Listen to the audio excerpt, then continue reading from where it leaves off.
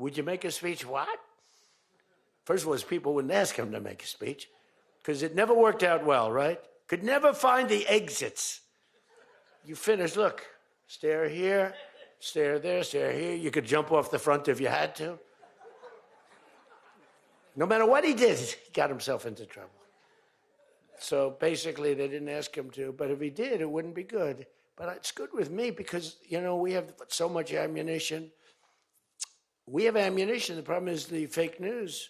That's why I like being on. I'd much rather do live television than do non-live because, like, when they say, as an example in my speech, peacefully and patriotically to the Capitol, peacefully and patriotically. Do you know that the Unselect Committee didn't report it, that I said those words? Do you know that the news never reported the words walk or march peacefully and patriotically to the Capitol? Do you know they never reported it? It's a scandal. The Unselect Committee never reported that. They never reported that Nancy Pelosi was offered 10,000 soldiers, National Guard soldiers, whatever you want. No, I don't want them. And the mayor. The mayors were in writing. She was more honorable about it. But Nancy got caught when her daughter did a documentary. She's a documentariess. And she has her mother saying, it's my fault. I should have taken the soldiers or something. I saw that in the documentary. I said, whoa, this was a major story. Has she spoken to her daughter since that, you know? But they just, you know, they are vicious people, even on the attack. And it was an amazing military feat that took place yesterday. Think of it. An amazing military. The people are saying, well, thank you.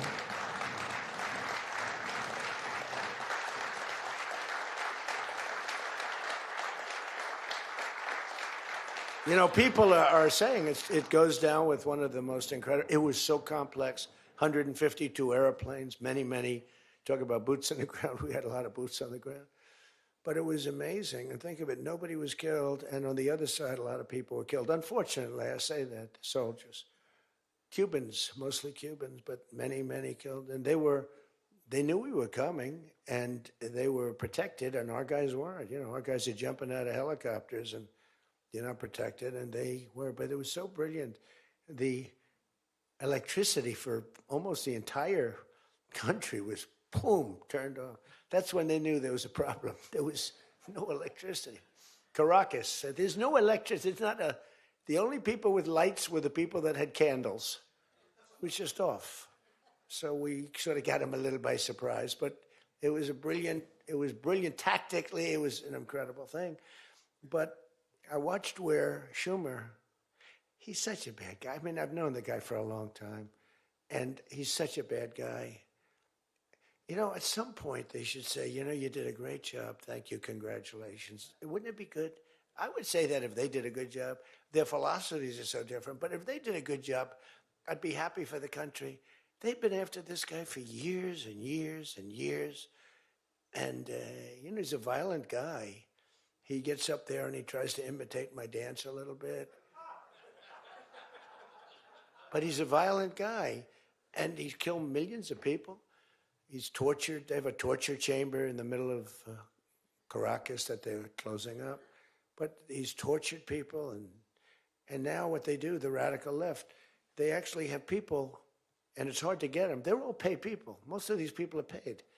You know they're paid when they have brand new, beautiful printed signs by like the highest quality printer, and you have a woman, free Maduro, and the sign is before we even did the attack. You know, free Maduro. Why do you want him freed? I don't know, but he should be free. Oh, she reads the sign. What does that say? It says free. Well, that's what I believe. And you know, you see the sign. It's like, Lisa, we should all have quality signage like that. The one thing I want their sign maker. The guy is great. He does beautiful signage. You know, the old days was better when they used to write out their own sign, wasn't it? They'd make a sign in the basement. they'd have an old broken board holding up a sign, and it's made with a magic marker, sloppy as hell, and it meant something. But today, when you have that yellow and black, they should use different colors a little bit. But the yellow is a beautiful shade of yellow. No, I want to find out who that is. I want him to work for the Republican campaign. He's much better than our guy, whoever the guy is. But the United States proved once again that we have the most powerful, most lethal, most sophisticated, and most fearsome. It's a fearsome military on planet Earth, and it's not even close. You know, I've been saying it for a long time. Nobody can take us. Nobody. We don't want to have it. We don't have a discussion, but you read all and you see everything else. Nobody could have done that. Nobody has our weapons. Nobody has the quality of our weapons. The problem is we don't produce them fast enough. We're going to start producing them much faster. We're going to be very tough on the companies. We have the best weapons in the world, but it takes too long to get them, including allies. When allies want to buy them, they have to wait 4 years for a plane, 5 years for a helicopter. We're not letting that happen anymore. We're telling our defense contractors, you're going to start building faster. You know, guy makes... I have a big problem with it. I'm the king. I have sold more Boeings than any human being on earth. They gave me an award, Salesman of the Year. I said, what about Salesman of the in the history of Boeing? I've sold more Boeing planes than any man in history by far, probably over 1,000. Over 1,000 planes. I said, that's the good news. But why should they wait 3-4 years to get a plane? They should build them, get them immediately. The F-35s, it takes too long to get them. The Apache helicopter. I mean, I had India coming to me, sir, I've been waiting 5 years. We're changing it. We're changing it. India ordered 68 Apaches, and Prime Minister Modi came to see me. Sir, may I see you, please? Yes. I have a very good relationship with him. He's not that happy with me because, you know, they're paying a lot of tariffs now because they're not doing the oil, but they are. They've now reduced it very substantially, as you know, from Russia. We're getting rich because of tariffs, by the way. I hope everyone understands that. They hate to report.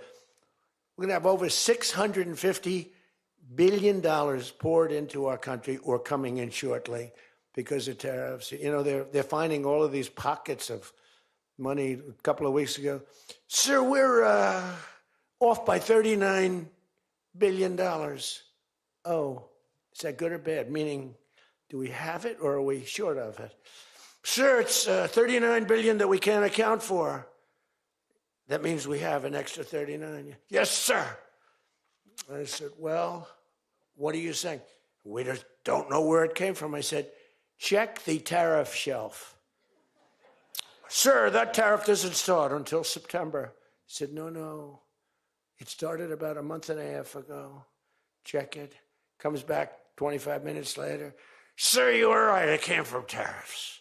This never happened to us before, where we find plus 39 billion, not million, plus 39 billion. They were missing. We've taken in $650 billion or shortcoming, and that's because I'm being nice. If I want to be, and we have national security because of tariffs. And frankly, we have a big Supreme Court case. I hope they do what's good for our country. I hope they do the right thing.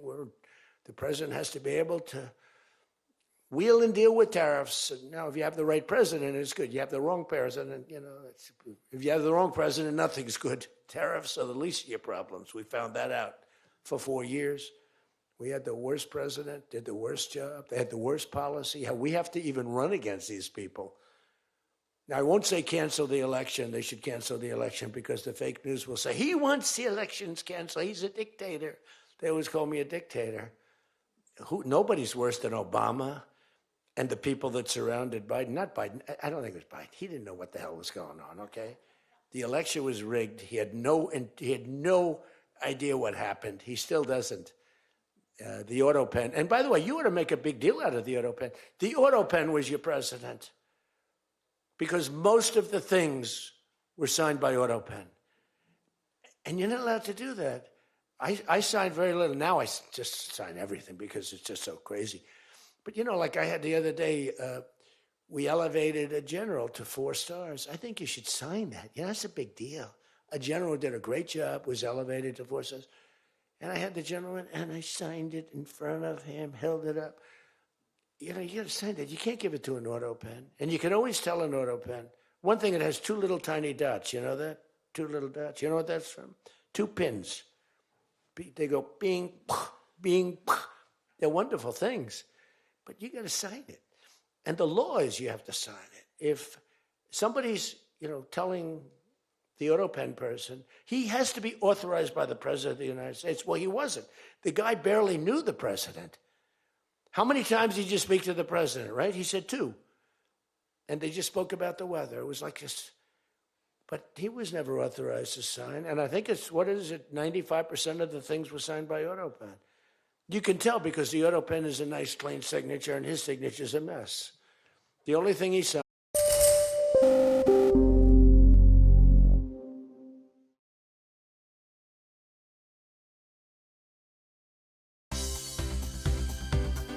For more news and updates, all you need to do is follow CNBC TV 18 on all of our digital platforms.